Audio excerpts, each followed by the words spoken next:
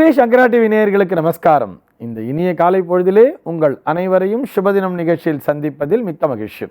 இன்று 27/7/2024 இந்த நாள் எப்படிங்கிறத பார்க்கலாம் வாங்கோ. இன்றைய தினம் குரோதி வருடம் ஆடி மாதம் 11ஆம் தேதி சனிக்கிழமை. திதி பார்த்தோம்னா தேய்பிரை சப்தமி திதி இரவு 9 மணி 19 நிமிஷம் வரைக்கும் இருக்கு. அதனைத் தொடர்ந்து தேய்பிரை அஷ்டமி திதியானது வந்து விடுகிறது. இன்னைக்கு நட்சத்திரம் பார்த்தோம்னா ரேவதி நட்சத்திரம் மதியம் 12 மணி 58 நிமிஷம் வரைக்கும் இருக்கு. அதனைத் தொடர்ந்து அஸ்வினி நட்சத்திரம் என்பதும் வந்து விடுகிறது. மதியம் 12 மணி 58 நிமிடம் வரை, அதாவது ரேவதி நட்சத்திரம் இருக்கின்ற வரை இந்த நாளானது ஒரு மரணயோகம் கூடிய நாளாக இருக்கிறது. அதனைத் தொடர்ந்து சித்த யோகம் என்பதும் வந்து விடுகிறது. இதுபோக பஞ்சாங்கத்திலே வரக்கூடிய யோகம் அப்படின்னு சொல்லி பார்த்தோம்னா இன்னைக்கு திருத்தி அப்படிங்கிற ஒரு நாம யோகத்தை கொடுத்துருக்கா. கரணம் பார்த்தோம்னா பத்ரை அப்படிங்கிற ஒரு கரணம் பகல் 10 மணி 23 நிமிஷம் வரைக்கும் இருக்கு. அதனைத் தொடர்ந்து பவம் என்கின்ற கரணமானது வந்து விடுகிறது. இந்த நாளானது ஒரு சமநோக்கு நாளாக அமைந்திருக்கிறது. இன்னைக்கு என்ன ஸ்பெஷல் அப்படின்னு சொல்லி பார்த்தோம்னா இன்றைய தினம் பஞ்சாங்கத்திலே வாஸ்து புருஷன் நித்திரை விடுதல் அப்படிங்கிறத கொடுத்துருப்பா. ஒவ்வொரு வருடமுமே ஆடி மாதம் 11ஆம் தேதி 2 நாளைக்கு வாஸ்து புருஷன் நித்திரை விடுவார் அப்படின்னு சொல்லி பஞ்சாங்கத்தில் கொடுத்துருப்பா. அந்த வரிசையிலே இன்னைக்கு பார்த்தோம்னா எத்தனை மணிக்கு இந்த பூமி பூஜையை பண்ணலாம்னு சொல்லி பார்த்தோம்னா, அதாவது நாம் குடியிருக்கின்ற வீடு அப்படின்னு எடுத்துப்போமே, இந்த மாதிரி ஒரு குடி இருப்பதற்காக ஒரு வீடு கட்டணும் அப்படின்னு சொன்னால் இன்றைய தேதியிலே பூமி பூஜை செய்வதற்கான நல்ல நேரம் சொல்லி பார்த்தோம்னா காலை 7 மணி 29 நிமிடம் முதல் 7 மணி 59 நிமிடம் வரை இது பூமி பூஜை போடுவதற்கு ஒரு ஏற்ற நேரமாக அமைந்திருக்கிறது. இதுபோக இன்றைய தினம் பார்த்தோம்னா சாமுண்டீஸ்வரி ஜெயந்தி அப்படிங்கிறதையும் பஞ்சாங்கத்தில் கொடுத்துருப்பா. இந்த சாமுண்டீஸ்வரி தாயாரை இன்றைய தினம் வழிபட வேண்டியது என்பதற்காக நினைவூட்டுகிறோம். சென்னையை பொறுத்தவரை இன்றைய தினத்தினுடைய சூரிய உதயம் என்பது காலை 5 மணி 56 நிமிடத்திற்கும், சூரிய அஸ்தமனம் என்பது மாலை 6 மணி 33 நிமிடத்திற்கும், சந்திர அஸ்தமனம் என்பது பகல் 11 மணி 21 நிமிடத்திற்கும், சந்திர உதயம் என்பது இரவு 11 மணி 27 நிமிடத்திற்கும் சம்பவிக்கிறது. பிரம்ம முகூர்த்தம் பார்த்தோம்னா நாளைய தினம் அதிகாலை 4 மணி 25 நிமிடம் முதல் 5 மணி 56 நிமிடம் வரையில் நீடித்திருக்கிறது. இன்றைய தினம் ராகு காலம் சென்னையை பொறுத்தவரை பகல் 9 மணி 6 நிமிடம் முதல் 10 மணி 40 நிமிடம் வரையிலும், யமகண்டம் என்பது மதியம் 1 மணி 50 நிமிடம் முதல் 3 மணி 24 நிமிடம் வரையிலும், குளிகை காலம் என்பது அதிகாலை 5 மணி 56 நிமிடம் முதல் 7 மணி 31 நிமிடம் வரையிலும் நீடித்திருக்கிறது. தினாந்தம் பார்த்தோம்னா இன்னைக்கு இரவு 1 மணி 40 நிமிஷத்துக்கு கொடுத்துருக்கா. சூலம் பார்த்தோம்னா இன்னைக்கு கிழக்கே சூலம் பகல் 9 மணி 18 நிமிஷம் வரைக்கும் அந்த சூல தோஷம் என்பது உண்டு. அதற்குரிய பரிகாரமாக தயிர் அறிந்துவிட்டு கிழக்கு திசையை நோக்கி பயணிக்கலாம் அப்படிங்கிறதையும் சொல்லியிருக்கா. இன்றைய தினத்தினுடைய ஆன்மீக தகவலாக, இதை ஆன்மீக தகவல்னு சொல்கிறத விட நம்ம ஜோதிட தகவல்னு தான் சொல்லணும். ஒவ்வொரு சனிக்கிழமையினாலுமே நம்ம மெடிக்கல் அஸ்ட்ராலஜி அப்படிங்கிறது ஒன்று பார்த்துட்டு வரோம் இல்லையா. அந்த வரிசையில் இன்றைக்கி என்ன பார்க்க போகிறோம் சொன்னால் இந்த ஹைப்பர் டென்ஷன் அப்படின்னு சொல்கிறோம் இல்லையா, இந்த ஹைப்பர் டென்ஷனை தரக்கூடிய கிரகம் எது அப்படிங்கிறத தான் பார்க்க போகிறோம். இன்றைக்கி பார்த்தோம்னா எல்லோருமே பெரும்பாலும் இந்த வார்த்தையை எல்லோரும் உபயோகப்படுத்துகிறார்கள். சார் ஹைப்பர் டென்ஷன் இருக்குது, ஏன்னு கேட்டால் எனக்கு ஒரே ஸ்ட்ரெஸ்ஸு, எனக்கு ஒர்க்கில் லோடு, ஒர்க் ப்ரெஷர் இப்படிங்கிற வார்த்தையை எல்லோருமே இன்று பயன்படுத்தி கொண்டிருக்கிறார்கள்.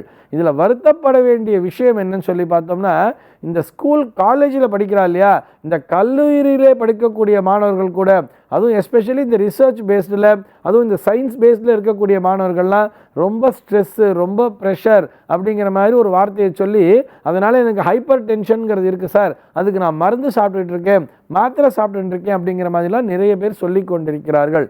இந்த ஹைப்பர் டென்ஷனை தரக்கூடிய கிரகம் எது அப்படிங்கிறத தான் பார்க்க போகிறோம். டென்ஷன், அதுலேயும் ஹைப்பர் டென்ஷன் அப்படின்னு சொல்லிட்டாலே அதாவது ஒரு தூண்டுதலினாக, அதாவது ரொம்ப தூண்டி விடுது இல்லையா, அந்த மாதிரி தூண்டக்கூடிய கிரகம்னு சொன்னாலே நமக்கு ராகு என்கின்ற கிரகம் நம் கண் முன்னால் நின்று விட வேண்டும். அதாவது சூரியன் ராகு காம்பினேஷன் இருந்தாலும், அல்லது ராகு என்பவர் சூரிய சாரத்தை வாங்கி இருந்தாலும், அல்லது சூரியனானவர் ராகு சாரத்தை வாங்கி இருந்தாலும் இது போன்ற ஹைப்பர் டென்ஷன் என்பது சேரும். அதுவும் எங்கேன்னு சொல்லி பார்த்தோம்னா குறிப்பாக 6ஆம் பாவத்திலே சூரியன் ராகு இடம்பெற்றிருப்பவர்கள், அல்லது லக்னத்திலேயே சூரியன் ராகு அப்படிங்கிற கிரகம் இருக்கும் தெரியுமா, இவர்கள் அத்தனை பேருக்குமே இந்த ஹைப்பர் டென்ஷனுங்கிறது வரத்தான் செய்யும். உடனே உங்கள் ஜாதகத்தை எடுத்து வச்சுட்டு எனக்கு 6ல் சூரியன் ராகு இருக்குது, எனக்கு லக்னத்திலே சூரியன் ராகு இருக்குது, அப்போ எனக்கு ஹைப்பர் டென்ஷன் வந்துடும் நினச்சிட்டு நீங்களாக பயப்படக்கூடாது. இதில் நமக்கு நிறைய ரூல்ஸ் அப்படிங்கிறதெல்லாம் உண்டு. அவர்கள் எந்த சாரத்திலே உட்கார்ந்து கொண்டிருக்கிறார்கள், இப்பொழுது நடக்கக்கூடிய திசையானது என்ன திசை நடந்து கொண்டிருக்கிறது, அந்த தசாபுக்தியின் அடிப்படையில் தான் பலன் என்பது சேரும் அப்படிங்கிறதையும் புரிஞ்சுக்கணும். அதாவது இந்த காலேஜில் இருக்கிற பசங்களை பற்றி பேசணும் இல்லையா, அவர்களுக்கெல்லாம் பார்த்தோம்னா இப்போது ராகு திசை அப்படிங்கிறது நடந்துட்டு இருந்தால் இது போன்ற ஹைப்பர் டென்ஷன் வருவதற்கு வாய்ப்பு உண்டு. அது கூட பார்த்தோம்னா ராகுவோட சந்திரன் சேர்ந்திருந்தால் நிச்சயமாக அவர்கள் அது மேலே ஒரு பரபரப்போடையே இருந்துட்டு இருப்பார். நம்ம இதுக்கெல்லாம் ஒரே தீர்வு என்ன அப்படின்னு சொன்னால் அமைதியாக இருக்க வேண்டும். எதை பற்றியுமே மிகவும் சிந்திக்கவே கூடாது அப்படிங்கிறத புரிஞ்சுக்கணும். இதில் நிறைய பேர் பார்த்தோம்னா, சார் அவர் பாட்டி ஆஃபீஸில் வேலை பார்த்துட்டே இருந்தார், சிஸ்டம் முன்னாடி தான் உட்காந்து ஒர்க் பண்ணிட்டே இருந்தார், அப்படியே சாஞ்சிட்டா சார், பார்த்தா மூக்கிலேருந்து லேசாக ரத்தம் வந்தது அப்படிங்கிற மாதிரிலாம் சொல்லுவாள். இதற்கு காரணம் என்னன்னு போய் ஆராய்ச்சி பண்ணி பார்த்தோம்னா அந்த ஹைப்பர் டென்ஷனின் காரணமாக மூளையில் இருந்த ஒரு நரம்பு வெடித்து விட்டது அப்படின்னு சொல்லுவாள். மூளையில் இருந்த நரம்பு வெடிச்சுட்டு அப்படியே போயிட்டார் சார் அப்படிங்கிற மாதிரி சொல்லுவாள். தலைவலி அப்படிங்கிற ஒரு விஷயம் இருக்குது தெரியுமா, இந்த தலைவலியும் சரி இந்த காய்ச்சல் அப்படின்னு சொல்கிறோம்ல, இது இரண்டுமே ஏதோ ஒரு நோய் கிடையாது, நன்றாக புரிந்து கொள்ள வேண்டும். தலைவலியும் சரி ஜுரம் அந்த காய்ச்சலும் சரி ஏதோ ஒன்றினுடைய குறி காட்டி ஒரு இண்டிகேட்டர்னே வச்சுக்கலாம். நம்ம உடம்புல ஏதோ ஒரு பிரச்சனை இருக்குது, அந்த பிரச்சனையினுடைய வெளிப்பாடு தான் இந்த தலைவலியும் மற்றும் காய்ச்சலும் அப்படிங்கிறத புரிஞ்சுக்கணும். ஏதோ ஒரு அலர்ஜிங்கிறது இருந்ததுன்னா ஜுரங்கிறது அது மாதிரி ரிஃப்ளெக்ட் பண்ணோம். அதே மாதிரி தலைவலி அப்படின்னு இருந்தால் அதற்கு நிறைய காரணங்கள் என்பது உண்டு. ஒரு சில பேர் பார்த்தோம்னா இந்த ஒற்றை தலைவலி இந்த மைக்ரேன்னால ரொம்ப அவஸ்தைப்படுவார்.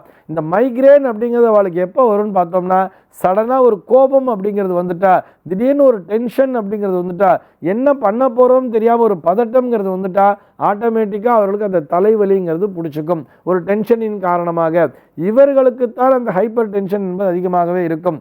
சாதாரணமாக தலைவலி அப்படின்னு சொன்னால் ஏதோ தூக்கமின்மையின் காரணமாகவும் அல்லது கண்களினுடைய பார்வையில் இருக்கக்கூடிய அந்த வேறுபாட்டின் காரணமாகவும் கூட தலைவலிங்கிறது வரலாம். இது போக இந்த சைனசைட்டிஸ் அப்படின்னு சொல்லுவாங்க தெரியுமா, இந்த சைனஸ் இந்த ஜலதோஷம் இதனால் கூட தலைவலிங்கிறதெல்லாம் வரும். இதையெல்லாம் எதற்காக தலைவலிங்கிறத வந்தது அப்படிங்கிறதையும் பார்த்துக்க வேண்டியது.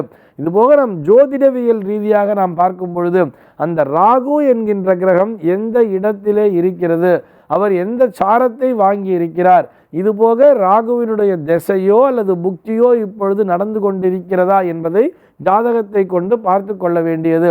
அதுபோல் ராகு திசையோ அல்லது ராகு புக்தியோ நடந்து இந்த ராகுவானவர் 6ஆம் பாவம் அல்லது 8ஆம் பாவத்திலே அதுவும் ஒரு அசுப கிரகத்தோடு சேர்ந்து கொண்டு அல்லது வேறு மாதிரியான ஒரு அசுப கிரகத்தினுடைய சாரத்தினை பெற்றுக்கொண்டு குறிப்பாக சூரியன் அல்லது செவ்வாயினுடைய சாரத்தை பெற்றுக்கொண்டு 6 அல்லது 8 அல்லது 12ஆம் பாவத்திலே அமர்ந்து இது திசையை நடத்தி கொண்டிருக்கிறார் அல்லது புக்தியை நடத்தி கொண்டிருக்கிறார் என்று சொன்னால் கண்டிப்பாக நீங்கள் உங்களுடைய உடல்நிலையிலே கவனத்தினை செலுத்த வேண்டும்.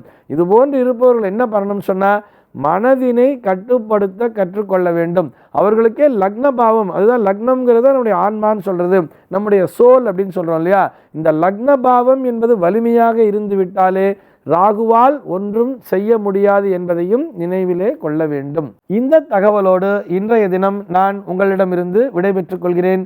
மீண்டும் உங்கள் அனைவரையும் நாளைய தினம் ஒரு சுவாரஸ்யமான தகவலோடு சந்திக்கிறேன்.